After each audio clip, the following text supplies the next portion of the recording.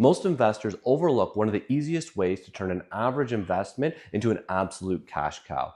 What if I told you that you could take a property that was barely breaking even or even at a loss each month and turn it into a high cash flowing asset without investing a lot of your own money? In Guelph and the Tri-City markets, you can now add between 3 and 4 units per single family residential lot. In this video, I'm going to show you exactly how to do this. Whether you already own an investment property and you're looking to increase your returns, or you're on the hunt for the next deal, this is an amazing strategy that can help you increase cash flow, increase equity, and dramatically increase your returns. This is a strategy that current investors can use to receive upwards of 30% cash on cash returns on the new money they invest into their rental properties, and it's a way for people to be able to avoid rent control. Stay tuned till the end of this video because I'm going to cover how do you find, finance, and build these additional units and explain why this might be one of the best real estate plays in our current market. So today we're going to talk about accessory dwelling units, or ADU for short. So what this is, it's an additional living unit on the same property as a primary residence. And you've got several different types of ADUs, which I'm going to go into. So the different types of accessory dwelling units are determined by how the unit is attached to the actual primary residence. So you've got accessory apartments, which are apartments located within the home. So these are typically basement apartments or attic suites.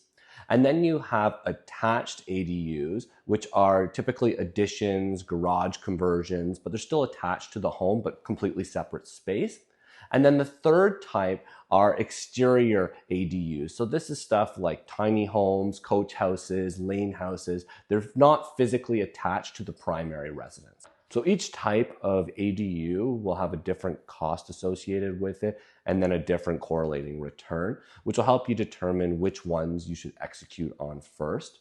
So first of all, basement apartments or accessory apartments, these tend to be the lowest cost, ranging between $40,000 to $80,000, and therefore typically usually have the highest return. Next, garage conversions are a bit more expensive. So those are typically in the range between $100,000 to $150,000, just depending on the complexity of the renovation and adding plumbing, etc. And then going to the detached ADUs, those typically range between $150,000 to upwards of $250,000, again, depending on the scale and how far you have to run the utilities. And then the addition ADUs can range quite substantially, anywhere from $100,000 up to $300,000 or even more, depending on the complexity, if it's a single level, two-story, etc. Basement apartments or attic suites are going to give you by far your best return, and that's because the rents aren't that different from external ADUs, but the cost to install them is substantially lower.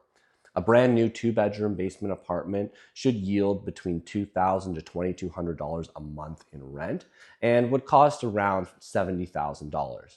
So if you were to run those numbers, that's a 34 to 37% annual return on your cash invested. Where else are you going to see a return like that? Now, an attached addition ADU or a fully detached, like an ADU such as a coach house, those are going to cost you substantially more money. You're looking at, easily you could do $200,000 invested to create one of those. You're going to get slightly higher rents if you do a 2-bedroom ADU. You should easily see between $2,200 to $2,400 a month in rents. So it's still a 14% return on your investment, which is excellent. However, if you have a property and you have the ability to add a basement apartment or an external ADU, I would add the basement apartment first and then the external second. The other massive benefit with adding an ADU to your property is that it automatically increases the value of your home. So I know a lot of people think, well, that's $70,000 or $200,000 that I just spent and it's gone, but it's not.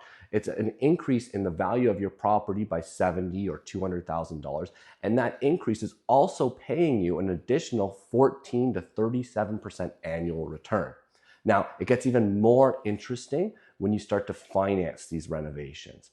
So if you were to refinance your property after doing the improvement and pull out 80% of your additional invested capital, that now increases your returns dramatically. For example, it takes a $200,000 ADU, reduces it down to $40,000, and now you're receiving almost a 50% return on your investment every single year, while that loan is getting paid down.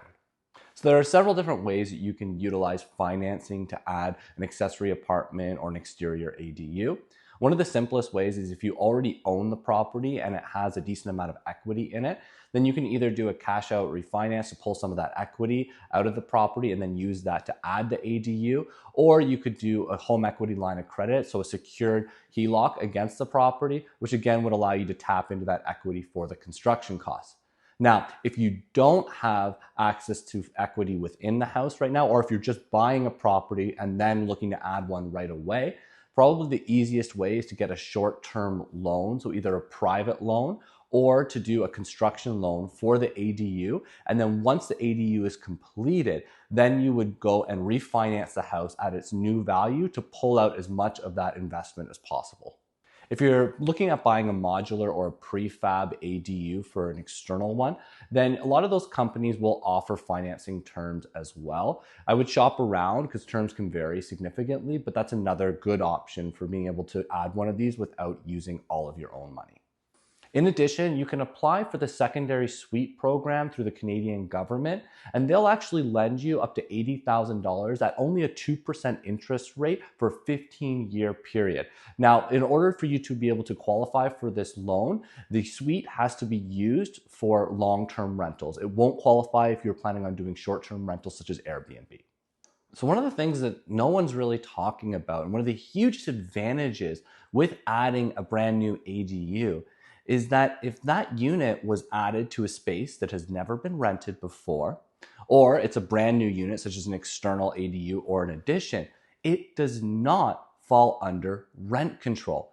Anything that was constructed after November 15th, 2018 is no longer under rent control. What that means is that you can raise the rents up to market rents or higher, I guess, if you wanted to, every single year without restriction. All you have to do is provide your tenants with 90 days notice of the rent increase.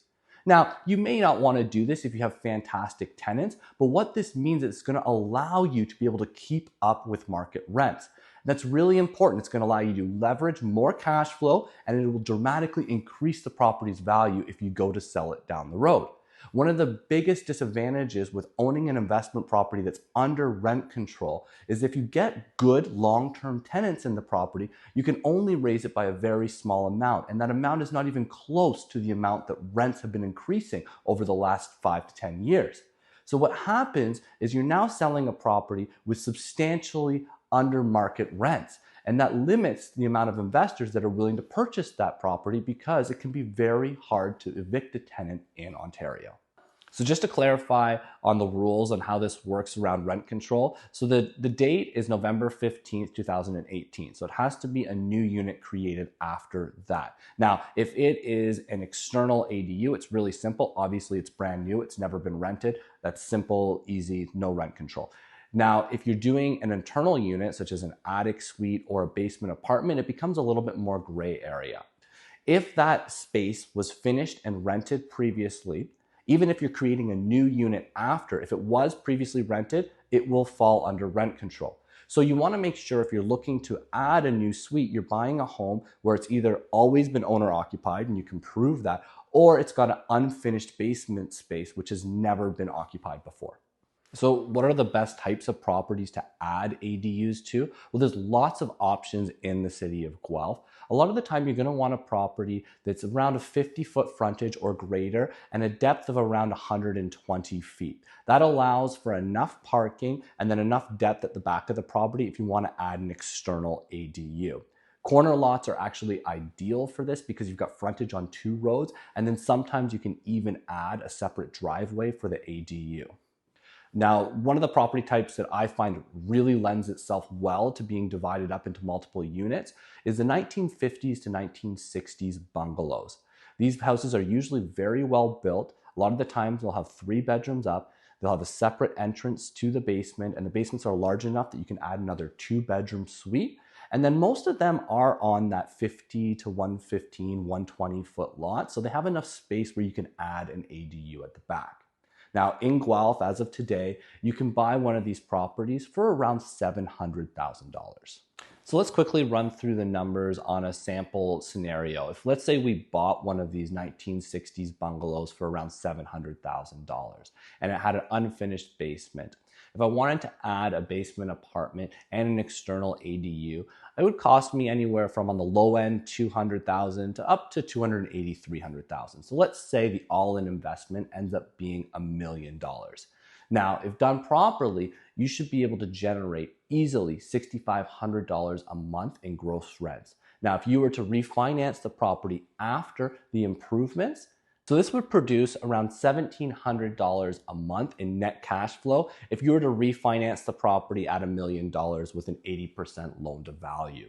So that's great cash flow, and 2 of those units at least are not going to be under rent control, which means you're going to be able to keep increasing the cash flow on the property every single year. These properties are going to attract premium tenants for you.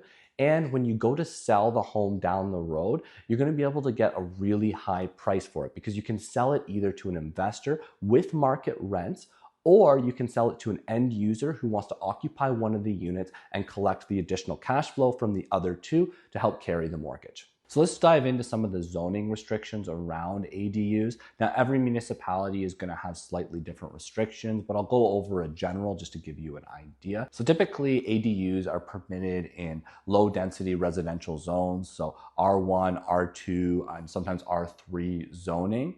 Usually you won't see them permitted in areas such as cluster townhouses or on properties that already have more than 2 existing units, such as triplexes and fourplexes. Most municipalities will have a minimum parking requirement of 1 spot per unit. Now, a lot of the time, those spots can either be side by side or they can be tandem. Some municipalities will even allow for one of the spots to be actual street parking, so not on the physical property. So some of the setback restrictions, these are specifically for Guelph, but they're relatively similar across most municipalities. So 4.5 to 6 meters from the neighboring property, depending on your lot. And then from your primary residence, the minimum setback is 3 meters. Maximum height is 5 meters. Unless the ADU is in a detached garage structure, then you can go up to 6.1 meters in height. For size requirements, an external ADU can exceed 80 square meters, so it's about 861 square feet, or a maximum of 45% of the total floor area of the primary structure. Whichever one is less will be what your upper limit is. In addition, the ADU can't exceed more than 30% of the exterior yard space. For accessory apartments, such as basement suites or attic suites, they can't be any larger than 45% of the total floor area of the home. In addition, they can't exceed over 861 square feet. They must have 2 means of egress. One can be a window. You also have to have a 45-minute fire separation between units. You have to have a fire door between the units. And then if it's in a basement, the mechanical room must have a sprinkler head and fire-resistant insulation. In most municipalities, ADUs, either external or internal, are limited to a maximum of 2 bedrooms. If you're thinking about adding an ADU, the process will start with you going and applying for a permit. So this will include drawings and floor plans, site plans, as well as parking plans. I recommend hiring a good contractor or draftsperson to help make sure that everything complies with the local zoning and municipal bylaws. If you need connections with some great contractors, Go Wild can certainly put you in touch with them. Once your permits are approved, then construction starts and you'll have inspections along the way. After construction has been completed and the final permit has been closed, you're then going to have to go and apply for an occupancy permit. Those will range anywhere from $150 to $640, depending on the type of occupancy of the property. Once you have that, you're good to go ahead and start renting.